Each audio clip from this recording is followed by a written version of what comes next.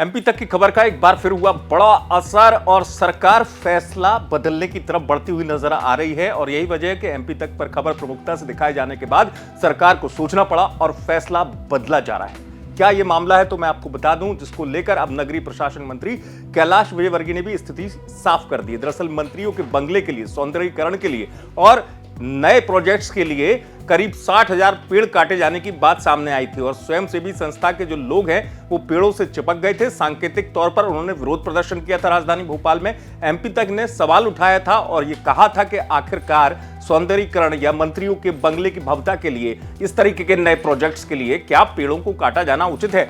तो खबर दिखाए जाने के बाद अब सरकार इस विषय में सोच रही है और कैलाश विजयवर्गीय जो नगरीय प्रशासन मंत्री हैं, उन्होंने सोशल मीडिया पर लिख भी दिया है। उन्होंने लिखा, नए भोपाल के पुनर्घनत्वीकरण योजना के पर्यावरण संरक्षण और क्षेत्र में विद्यमान वृक्षों को देखते हुए जो प्रस्ताव है उसको संपूर्ण विचार उपरांत यानी कि डिस्कशन के बाद अस्वीकृत कर अन्य वैकल्पिक स्थानों पर परीक्षण के निर्देश दिए हैं और नए प्रस्ताव हेतु प्रारंभिक स्तर पर भी नागरिकों और जनप्रतिनिधियों से विचार विमर्श किया जाएगा।